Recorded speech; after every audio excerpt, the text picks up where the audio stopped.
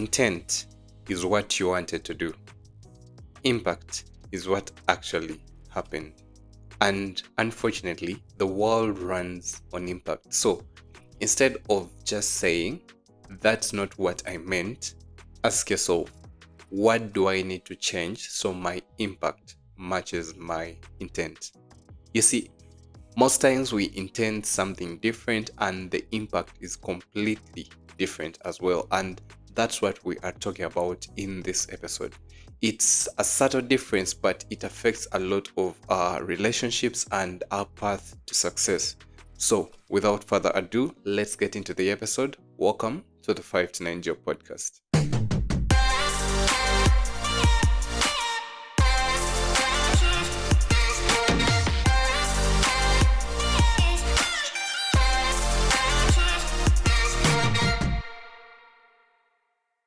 Hello, everyone, and welcome back to your 5 to 9 Job with Raymond. Today, we are trying to close the rift between impact and intent to see if we can sort of get our impact to match our intent. Because trust me, if I could literally tattoo that line to my 2022-year-old self, actually not 2022-year-old self, but myself in 2022, I would, and I will explain in a minute or two why, but first, let's understand what the difference between these two words really is. So, the first one is intent. Intent is the motivation behind your action, what you meant to do or say. So, that is intent. And then impact is the real effect of that action. So, how it was actually received or experienced by someone else. Intent being the motivation, impact being the real effect. A good example that many of us might be able to relate to is a childhood play experience. So maybe you are trying to start a game with someone. Let's just picture this. You are young, you are trying to play with someone, or you're trying to start up something. So you throw a ball towards your teammate or the other person you're trying to start with as a gesture of fun. Okay, that is the intent. But maybe they aren't ready or they're just not into it, and boom, the ball hits them straight in the face. And in the next second, they are flying at you like Jet Li. Extreme but relatable because those are the games at least that I grew up playing and the movies I grew up watching. So we sort of picked up a few cool moves, those flying round kicks and everything. Anyway, back to the point. At the time, they don't care that you are just playing or you intended for them to catch the ball. They think you did it on purpose, which is wrong despite the intent being pure. But that's not the story I am talking about. And I wanted to use actually a personal story in this episode, and it is in regards to my previous relationship and how my intent definitely did not match the impact. So this first one was just to make it sort of relatable to you, but here is the story. So when I got into my first relationship, I had this picture perfect idea in my head that this was going to be it, the one, my happy ever after. So what did I do? I started trying to optimize everything, overthinking every word, overcompensating in every argument, becoming rigid in ways I thought were protective but turned out to be controlling or too distant, too complicated for our age to be sincere. Because, seriously, it was too much work for her sometimes now that I think about it anyway. And I had intentions to build something beautiful with the relationship and then with my life and all, but the impact was I created distance, I created confusion, I created pain, and eventually I ended it. And terribly, if I may add, with, real bullshit reasons. And I really hurt her. That is like the bottom line of it. I thought I was doing the right thing first for me, which is the selfish element, and then for her as well. I really believed that, but I did it badly. So I obviously only saw the true extent of my impact when it was already too late. Even when I tried to make up for it, she told me something like I think was true, but I don't know. My ego is still trying to recover from all this, but she said, "You are not doing this for me. You are doing it so you can feel okay about being you." You get it? Something like that. And that was it. But from this story, I hope you caught the two parts where intent definitely didn't much impact. And I do have to say that I'm not trying to downplay my mistakes and make light of them by consoling on my intent, that my intent was good and everything. It's just an example, and it's one I know many people have experienced but may not have identified with it because we don't really meditate on relationships this way. Anyway, the whole thing is a good example that good intentions are not enough. Okay. So, what really is happening? Are we damned to be in this disconnect? I really don't think so. And that's what I wanted to guide you guys through during this episode. So, now that we have a story and we have defined the two words, I want us to understand this more intimately, the disconnect and why it is there. So, now, the first thing is that these two factors are subjective, like we have hinted at.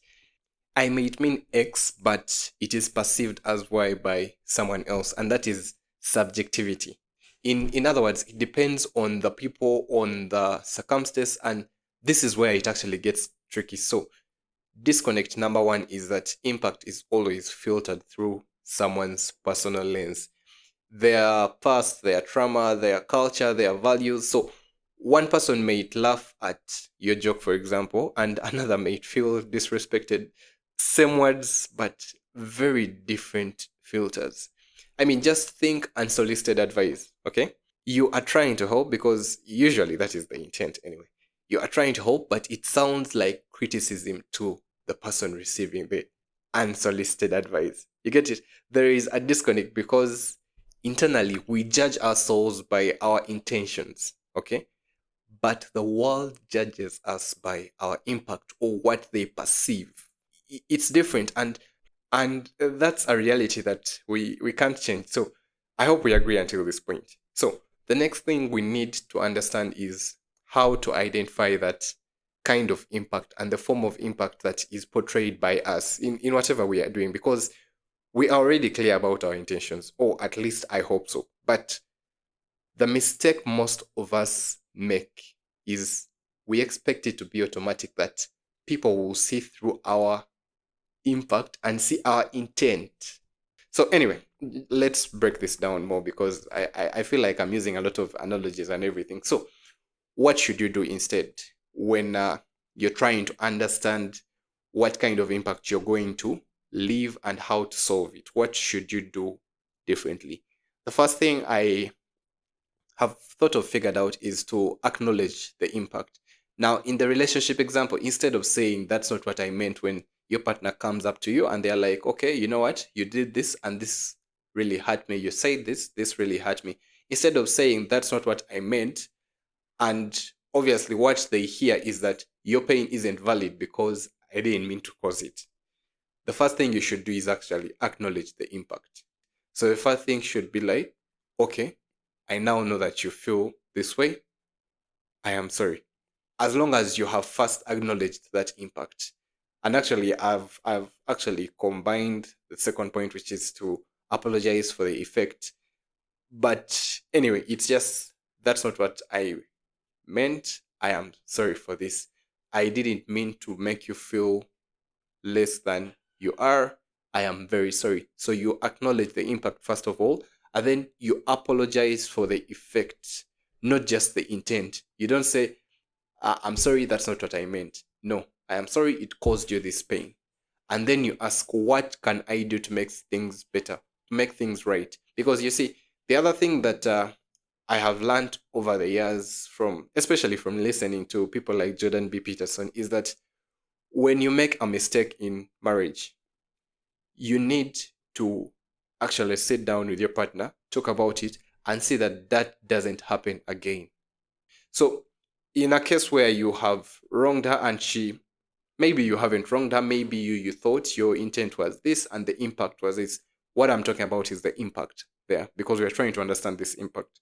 So, when you have figured out that this had a negative impact on them, regardless of the fact that I had this sort of intent, you sit down with them, you say, okay, explain to me what happened, help me to make sure that I don't do this again. That is the third step, to actually make an effort in your what? In your sort of relationship anyway. So first is to acknowledge the impact, second is to apologize for the effect and not just the intent, okay? And then ask, what can I do to make this right? What can I do to make sure that this doesn't happen again? I think this will help a lot of people, but anyway, that's how you keep relationships alive. And if you want to align intent with impact from the get-go, so that you don't have to apologize, because I know people don't want to reach there. Some people will say that by the time it already reaches there, you should have seen it from the beginning, what. But anyway, if you just want to avoid going there in the first place, to keep the peace, in other words, you can try these other practical tips. So the first one is active listening. Okay? So don't just wait for your turn to talk and then you go on your paragraph. And I mean, I put this one specifically there in number one because it is something I struggle with, and I have talked about already on this podcast, that I'm always trying to see what I can add to this, to the conversation, to the meeting, to what, instead of actually listening to people and processing their feedback and everything. So don't just listen for your turn to talk. Listen to understand. Don't listen to defend. Don't listen to, find something to rebut on. No. Actually listen to them and understand where they are coming from. The second one is to seek feedback. So after you have acted or spoke, ask, how did that land for you? This one is actually mostly for public speakers. When you are training for a speech or you are a leader, you need to go over your speech with someone and then they give you active feedback. That is something that helps you to align your intent with your impact, because you might go out there, you are giving a shareholder, I should say, presentation, and then you say something that you definitely could have avoided if you had just gotten someone else to listen to your speech, and they're like, I think that part is going to get you in trouble with the ladies in the company. You get it? So, yeah, make sure that you seek feedback after you act or speak, or even before. Just ask yourself or ask them, how did that land for you? Feedback isn't always going to be that comfortable thing, but it is always going to be useful for you. And then number three is to know the cultural context. So it is going to be very different in a company. It is going to be very different in your relationship. It is going to be very different between people. Okay? Not everyone sees the world like you do, for example. I'm not actually even just talking about race, but even within your own individual race, like within your own individual clique, you need to understand that not everyone sees the world like you do, simply because of their past, their experiences, and how they perceive everything. So just make sure that you are curious, be sensitive, and don't assume that your view is the only one. Okay? Don't assume that everyone sees the world the way you see it.